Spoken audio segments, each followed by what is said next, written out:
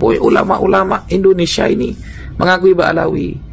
Ada narasi di Google tulisan orang Wahabi diambil sama Imad, padahal dia orang NU. Seharusnya kalau menjadi orang NU, pandanglah ulama-ulama yang di NU, bukan malah copas tulisan Wahabi di Google.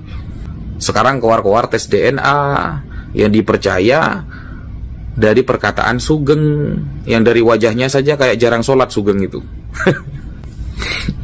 Sehingga iblis tidak takut dengan 1000 orang ahli ibadah, tapi iblis lebih takut pada satu orang yang alim walaupun tidur.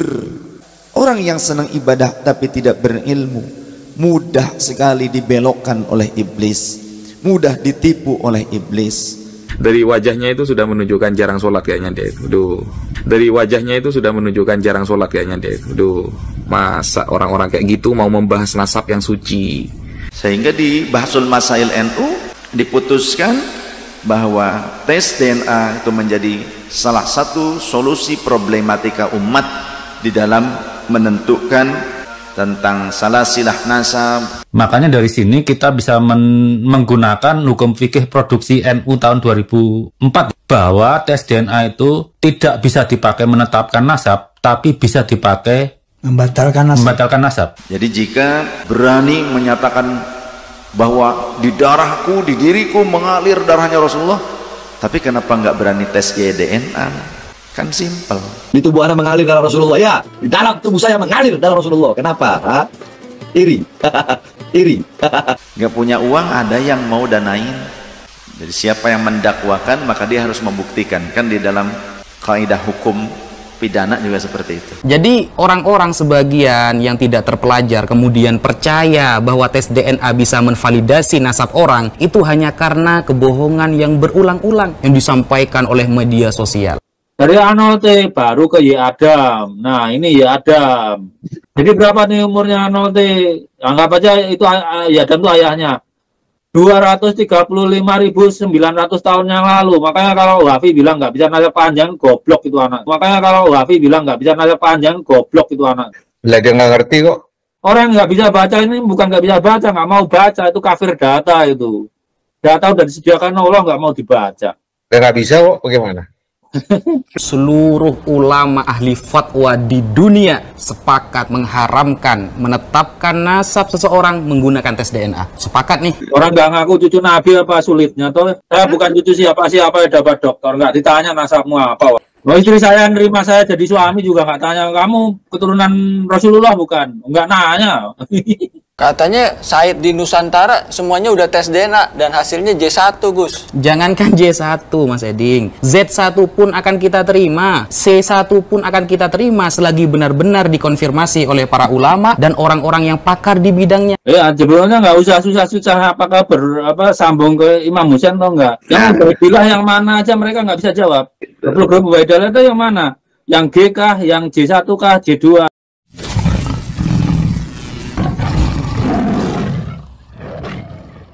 Assalamualaikum warahmatullahi wabarakatuh. Teman-teman, kita jumpa lagi di channel saya.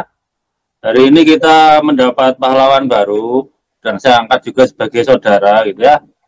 Cuma beliaunya belum siap tampil. Ya kita juga harus maklum lah, ada tekanan kan ya, namanya di negara demokrasi menyatakan pendapat aja kalau perkara nasab ada yang menekan. Ya, Taufik Asegaf itu medok beneran loh ya. Jadi begini ceritanya, kapan ya? Tahun lalu lah saya tanyakan mau nggak tes, itu masih takut. Cuma Mas Hadi ini pro sains gitu. Jadi ya beliaunya juga guru. Guru itu pasti nggak akan menantang sains. Kalau sains bilang kromosom Y DNA itu tidak berekombinan ya itulah buktinya gitu. Akhirnya saya menawarin dia tes DNA gitu. Kemudian didanai oleh beberapa rekan saya, beberapa kiai gitu ya kan. Mereka respect sama orang yang jujur lah. Awalnya hanya tes istiar ya ketahuannya kan upload grup top level aja. Waktu itu Mas Rifki udah buat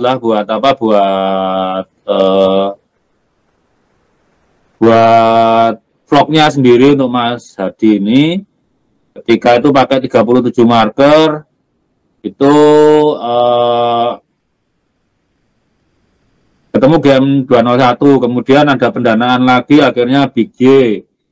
Kemudian ada pendanaan lagi, bisa autosomal. Ternyata Mas Hadi Al-Hadi ini darah pribuminya malah lebih banyak daripada darah tarimnya. Jadi darah pribuminya itu 25%, darah Arabnya 1% aja nggak nyampe gitu. Jadi kalau model Mas Hadi disuruh pulang ke tarim ya nggak mau lah. Menurut dia cewek-cewek Indonesia lebih mood daripada cewek tarim. Itu sedang cari mertua itu, buat yang nyari menantu Mas Hadi boleh lah, walaupun upload grupnya G, tapi G jujur ini. Ini saya tunjukkan keluarganya ya. Sebentar, saya nyalakan dulu 2 layar nih, kalau 1 layar kalah ngabut ya. Nah bisa kelihatan kan kalau nenek moyang Mas Hadi ini beragam. Dan riwayat keluarganya memang nggak gitu kekeh nikah sekafah, nikah sekufu. Jadi gaya neneknya orang Indonesia.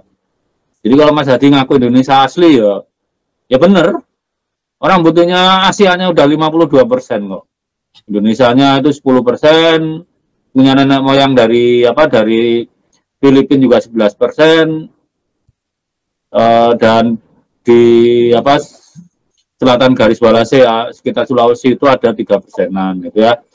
Kalau Timur Tengahnya itu dari Levan dulu, sekitar Israel, Syria itu banyak. Arabianya cuma 1% gitu.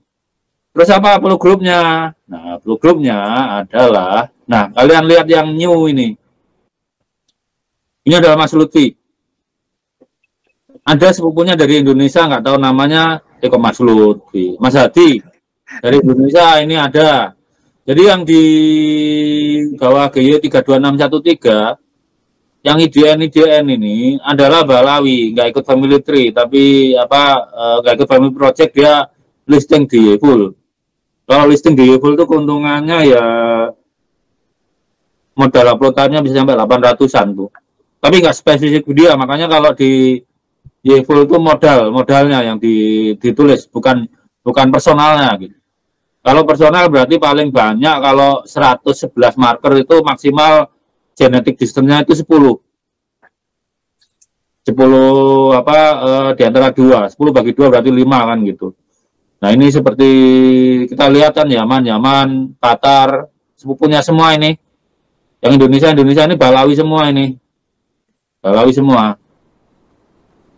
Ya ini JI Jawa Timur ada. Terus Sumatera Selatan ada. Dan teman-teman kalau mau download hasilnya untuk belajar, terutama ada yang belajar genealogi, hari ini kita dapat sumbangan 3 genom. Maksudnya kenapa saya upload? Biar orang main klaim itu nggak nunjukkan buktinya. Kalau saya J1, ya harus ditunjukkan hasil mentahnya itu J1 apa gitu. Ingat loh, yang J1 itu nggak otomatis keturunan Nabi. Bahwa Nabi J1 benar. Tapi cabang mana? Kalau posisi cabangnya di samping keluarga Nabi, misalnya JY3088 yang banyakan Kohanim itu, ya itu bukan keturunan Nabi Muhammad dong, keturunan Nabi Harun. Jadi tidak otomatis J1 itu keturunan Nabi Muhammad, tidak. Ini pun keturunan Nabi Muhammad kan dari Hasan dan Husain. Keturunan yang lain, kita nggak boleh mengingkari ada keturunan lain, misalnya lewat jalur Umi Kulsum, jalur Sayyidah Umamah, terus jalur Sayyidah Zainab binti Ali gitu. Itu kan juga keturunan Nabi. Keturunan perempuan mereka nggak boleh dinikahi oleh Nabi. Untuk yang tertarik memprosesnya, itu maksudnya latihan gitu ya, latihan baca seperti yang sekarang sedang S1 di jurusan biologi lah. Biologi, pertanian, peternakan, perikanan, kedokteran hewan, itu bisa baca harusnya. Itu file hasilnya dalam bentuk VGF untuk tes DNA dan dalam bentuk apa ya, GZIP untuk autosomal DNA-nya gitu. Selain itu hari ini kita juga mendapat 2 genom dari Mas Abdullah. Abdullah ini Bani Siliwangi, tapi Muslim. Jadi garis neneknya yang ke Wali Songo. Garis nenek Wali Songo kenceng-kenceng ya, berani tes DNA. Oh, DNA-nya nggak haram, buka aja gitu. Jadi dari keluarga dari perempuannya yang ke Sunan Gunung Jati gitu ya. Itu juga disumbangkan. Satu lagi Mas Jazuli dari Kalsel itu juga disumbangkan. Mas Jazuli titip pesan katanya, Bani Irsadi harus berani tes DNA dan publish. Jangan seperti Balawi, klaim keturunan Nabi, tes DNA udah kayak vampir lihat bawang aja. Dok, Dalam mohon izin. Bani Irsadi itu maksudnya siapa? ada nggak tahu ya, keluarga Irsadi di Kalimantan Selatan. Oh, berarti bukan Al Irsad ya maksudnya. Ya, pokoknya Al Irsadi gitu ya. Ya. Untuk Mas Jazuli kan sudah saya bikin vlognya. Gara-gara tes DNA itu, dia bisa menemukan ada sepupunya di Taiwan, 24 generasi. Kalau yang Mas Abdullah ini kita belum cek. Nanti mungkin kita akan naikkan ke GetMatch ya untuk nyari kerabatan bareng dengan punyanya Kang Mas Kiai Fuad, Mas Hadi juga gitu kan sisi pribuminya banyak ya. Gunanya tes DNA seperti itu sebenarnya mencari kerabat, bukannya pamer nasab, mencari kerabat. Kita publish terbuka itu agar sepupu kita mampu menemukan kita. Ya kalau diumpetin bayar sekian juta, diumpetin ngaku J1 nggak ada buktinya, kerabatnya nggak ketemu dong. Ini kalau haplogrup G selain Balawi di Indonesia dari marga mana aja saya nggak ketemu selain Balawi. Kalau yang di Arab Al Irsad itu ada yang haplogrupnya E, ada J1, banyak J1-nya. Ada yang R. Ada yang R untuk yang di Al Irsad Arab itu. Itu tuh masih mungkin lah. Karena R itu kan R1B itu Eropa, R1A itu Persia. Kalau E itu mungkin dari Mesir dan Maroko, itu kan juga banyak orang Arab tuh, selain J1 dan J2. Jadi untuk Saudi itu yang make up genetik mereka untuk haplogrup yang pertama J1. Persentase terbanyak itu adalah pendatang terdahulu. Jadi kalau riwayat cerita dulu kan adalah Nabi Ismail datang pertama ke Mekah. Itu bisa dimengerti kalau J1 sekarang yang paling banyak di Arab Saudi itu. J1, kemudian nomor 2 J2. Nomor 3 itu E, kalau orang Arab Saudi seingat saya nomor 4 R. G itu entah nomor berapa ya, saya lupa. G itu kecil banget. Makanya nggak mungkin kalau G itu Bani Ismail. Karena kalau benar Bani Ismail, persentase di Arab lebih besar harusnya. Udah sekitar 5.000-an tahun, cuma 4% di Arab Saudi. Nggak masuk akal itu loh. Kalaupun G itu dikatakan Bani Ibrahim, ya kita harus cari G-nya di Bani Kohen. Ternyata G Bani Kohen pun yang sama-sama G itu nenek moyangnya juga 40.000 tahun yang lalu dari cabang yang berbeda dengan G2A kalau nggak salah, GL berapa ya, namanya itu GL 91 kalau nggak salah. Nantilah bahas sesama antara G Balawi dan G Kohen itu apakah bersepupu dekat. Nah, udah saya kembalikan ke Mas Rizky nih. Kita untuk teman yang mau tanya jawab, silakan bertanya di chat. Ini ada pakar kedokteran hewan Profesor Antimon Ilyas. Saya jawab. Sebentar. Profesor Ilyas masih ingin ke belakang, ada yang perlu. Monggo Mas Rizky. Oke. Sebagai pengingat kembali bahwa masalahnya itu dari klan Habib Balwi adalah mengklaim garis lurus laki. Sehingga dengan klaim garis lurus laki itulah mudah dibuktikan bahwa klaim itu keliru. Betul nggak, Dok? Iya, karena sudah dari miliaran tahun, kalau sumber datanya itu ditaruh Allah di DNA yang haploid, ya, DNA haploid kalau di manusia itu naruhnya di kromosom Y bagian NRI-nya non recombining Y DNA, atau kalau mitokondrial itu ya di mitokondrial DNA itu tidak berkombinasi sebelum diwariskan ke keturunannya. Karena tidak berkombinasi ya nggak mungkin hilang sampai kiamat. Sekali mutasi itu ditaruh ya abadi. Kecuali kalau tempat mutasinya habis, baru di mutasi lama ditindih. Masalahnya untuk YDNA ini kan 57 juta. Kalau mengganti satu titik, pindah ke titik lain aja 114 tahun. Ya kebayang penuhnya berapa juta tahun lagi. Itu makanya kalau kawin setia gitu loh. Jangan sampai ibu-ibu ini kalau kawin harus setia. Jangan sampai anak laki-lakimu nanti haplogrupnya sama dengan tetangganya. Oh bahaya itu.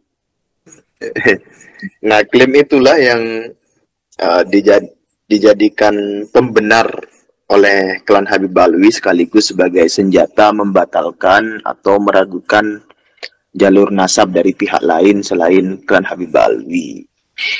Nah, dengan klaim garis lurus laki itu, maka yang digunakan adalah YDNA. Betul begitu ya, Dok ya? Ya, benar.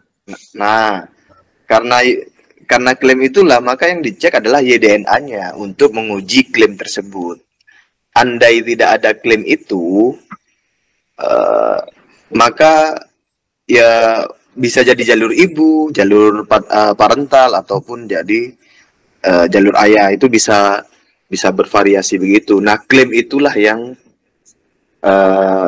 menurut saya pribadi menjadi masalah di kalangan klan Habib Alwi sendiri. Nah, ini Dok, premis pertama, klan Habib Alwi itu mengklaim sebagai garis lurus laki ya. Itu secara logis kan YDNA-nya harusnya hanya satu dari satu kakek bersama. Ya. Sampai di sini betul ya, Dok ya? Betul. Nah, kemudian ternyata hasilnya setelah dihitung oleh Dr. Sugeng itu minimal, kalau tidak salah ya, sampai pada versi terakhir minimal 12 kakek. Betul ya, Dok? Betul. Minimal itu belum jelas, saya malas ngitungnya, nggak penting lagi misalnya. Kita katakanlah sampai di minimal 12 kakek begitu. Maka dari apapun sebenarnya, apapun haplogrupnya sebenarnya ya, itu sudah bermasalah dari haplogrup yang bervariasi itu. Jadi klaim itu dibatalkan oleh variasi haplogrup dari kalangan klan Habib Alwi sendiri. Benar nggak, Dok? Ya, jeblonya nggak usah susah-susah apakah sambung ke Imam Husain atau enggak. Yang Ubaidah yang mana aja mereka nggak bisa jawab. Haplogrup Ubaidah itu yang mana? Yang G kah, yang J1 kah, J2? Nah ini cuma ya. Dalam genetika populasi itu dalam genetika populasi semua klan yang umurnya ribuan tahun pasti mengalami penambahan genetik. Nggak bisa mengandalkan keluarga sendiri. Kalau mengandalkan keluarga sendiri sebagai sumber laki-lakinya ya punah lama-lama. Nah itu kalau untuk mencari siapa keturunan dari kakek pendiri klan, biasanya dicari yang berkerabat ya. Tapi dari selisih genetiknya ketemu masa usia kakeknya dulu. Misal keluarga Nabi Harun gitu ya. Dicari semua, nanti ketemu berapa orang atau berapa ribu orang atau berapa ratus orang yang ketemu kakek bersamanya umurnya 3.000 tahun yang lalu. Yang harus satu. Kalau 3.000 tahun lalu 2 orang ya berarti bukan Nabi Harun, mungkin kakek yang lain. Tapi ketemu satu gitu. Itu pun yang kita pakai untuk Balawi juga sama. Yang ketemu kakek bersama satu itu ya GY32613. Itu di 900 tahun yang lalu usianya Sohib Mirbad gitu.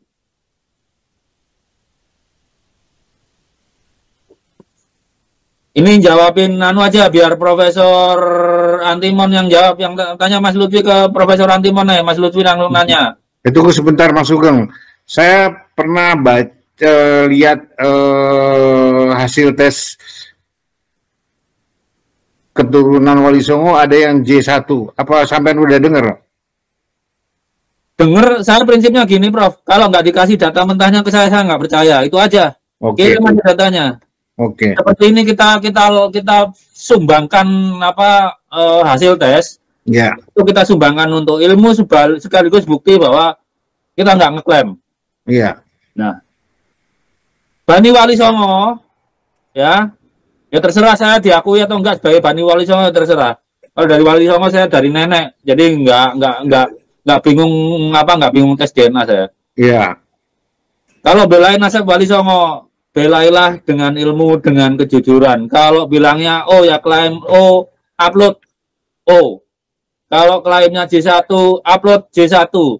Apakah J1 itu terminal haplogrupnya berada di bawah Imam Hasan atau Imam Husain? Biarkan yang ngerti genetika yang baca. Karena tidak otomatis J1 itu keturunan Nabi. Keturunan Abu Jahal bisa. Ya, tapi ya keturunan Ismail pastikan J1, keturunan Ibrahim. J1, keturunan Nabi Ishak juga J1. Keturunan Nabi Su'aib, ya itu kan cabang dari Madian, dari keturunan Nabi Ibrahim yang kalau nggak salah Keturah, ibunya Keturah.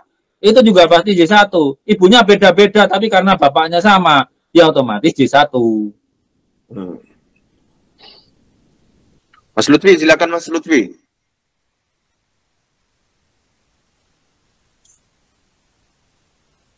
Halo Mas Lutfi. Baik. Ini ada pertanyaan, biaya tes DNA berapa? Kalau mau tes daftarnya di mana? Terus sama Habib Iraninya Syabul Qadir Al Jailani ini. Kelihatannya Pak Sugeng ini yang paham ini kalau yang ini. Begini, kalau Syekh Abdul Qadir Jailani itu tidak seperti Balawi keturunannya. Dia itu menghargai jalur laki dan perempuan. Jadi jangan berharap kita dalam waktu dekat tuh menemukan haplogrupnya Syekh Abdul Qadir Jailani. Karena udah dari awal, dari pongkolnya sana, mereka nggak mengharuskan kawin sekufu, nggak mengharuskan jalur laki-laki. Cuma buat cucu Syekh Abdul Qadir Jailani, ya nggak perlu mengingkari kalau memang keturunan, tapi juga nggak perlu pamer lah. Yang penting jadi manusia berprestasi, nggak bawa nasab itu. Apapun apalagi kita lihat seperti Bani Wali Songo aja lah. Banyak yang dari garis perempuan tuh hebat-hebat loh. Profesor B.J. Habibie buktinya kita nggak tahu jalur bapaknya, tapi jalur ibunya dari Keraton Jogja. Otomatis dari jalur ibu itu keturunan Wali Songo. Keraton Jogja itu kan Bani Wali Songo, tapi dari garis perempuan.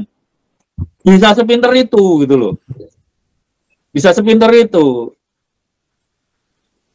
Jadi kalau Abdul Qadir Jailani belum ketahuan haplogrupnya apa, tapi kalau mereka mau berkumpul dihitung mungkin kan bisa ketahuan. 900 tahun yang lalu itu mengawini siapa nanti. Cuma ya kalau sekarang belum konklusif dan nggak penting-penting amat. Untuk Al-Hasani itu banyak banget yang pakai jalur perempuan soalnya. Untuk keluarga Al-Hasani itu. Dan sebagai pengingat juga, jalur perempuan itu juga diakui sebagai Sayyid Syarif di tradisi internasional gitu. Terus ini dok, tadi dok yang biaya tes DNA berapa? Habis ini kelihatannya ada pertanyaan buat Profesor Antimon ini. Kenapa? Ini kalau tes kita kan sudah tahu semua saya menghandle tes banyak Wali Songo. Cuma habis ini mungkin saya hentikan tes validasi itu karena kalau negatif kan ya kasihan. Jadi kalau mau tes DNA, mau cuma nebak haplogrupnya A, B, C, D, E, F, G, H, itu ya cukup 2 juta. Tapi kalau udah pengen tahu sampai bawah detail gitu pasti itu ya 4.300.000. Tapi kalau mau baca semua DNA-nya yang 3 miliar itu 8,5 juta. Cuma kalau tes DNA yang sabar ya, saya nggak bisa kalau pesen ke saya minggu ini bulan depan minta hasilnya, nggak bisa secepat itu. Seperti Gus Fuad aja setahun. Seperti Mas Hadi itu mulai tesnya bulan Januari, komplitnya baru bulan Juli. Bayangin Januari, Februari, Maret, April, Mei, Juni, Juli, 7 bulan teman-teman. Ya kan kita perlu waktu untuk menganalisa. Kita misalnya kalau kromosom Y, kalau genom ya, harus kita potong dulu kromosom Y-nya. Masa 3 miliar kita periksa semuanya. Ya kita potong aja yang 57 juta itu untuk kita baca. Gitu. Kalau 3 miliar aja saya harus beli komputer baru tuh kalau meriksa 3 miliar DNA itu. Itu aja. Jadi ya kalau apa mau tes DNA ya nanti ngubungin saya atau Mas. Nanti kontaknya Mas Ruslan lah saya kasih. Tapi ini belum saya soalnya saya masih sibuk yang kloter pertama yang 200-an orang itu. Itu ya cukup nyita waktu soalnya. Dan ada beberapa tokoh penting kan yang harus saya tes. Itu nanti kita buka lah. Lanjut. Oke, jadi teman-teman yang mau tes DNA bisa menghubungi Facebooknya Pak Sugeng ya, Sugeng Sugiarto ya. Oke, sekarang ke Profesor Antimon. Prof, apa benar manusia dan primata ada hubungannya? Karena banyak ada muhibin yang bernama Munarman mengatakan seperti itu di salah satu konten. Jadi perbedaan simpanse dengan manusia itu cuma 5% DNA-nya. Ya. Tapi 5% pun kita nggak bisa bilang kita sama mereka. Gampangnya mukibin itu kalau ngubah jadi simpanse tinggal coba 5% dari mereka gitu aja Prof ya? Iya. Hati-hati mukibin kalau Allah marah tinggal ngubah 5% kalian udah jadi simpanse kalian. Atau mereka sudah nggak punya yang 5% itu, Dok. Loh, kalau ini nih, kalau mukibin itu kalau ke manusia normal bedanya dengan simpanse itu 5%. Kalau mukibin bedanya mungkin cuma 3%. yang 2% kemampuan matematikanya hilang itu. Alhamdulillah telah kita dengarkan penjelasan dari beliau. Jadi yang perlu kita ambil kesimpulan bahwa para klan Habaib Ba'alawi ini memang dari dulu pembuat kacau. Mereka itu kalau disimak penjelasan dari beliau ini manusia cari aman. Kalau di mana pihak yang kuat maka di situ ada mereka. Jadi mereka itu mengambil manfaat lah, bisa dibilang mengambil manfaat, cari aman, mengaku-ngaku keturunan Nabi, padahal gen Yahudi. Jadi secara DNA ya mereka ini gen Yahudi. DNA itu tidak ada masalah kalau dalam soal nasab ini. Tapi bukan urusan menisbat nasab. Bukan mengisbat nasab. Karena sudah jelas tu.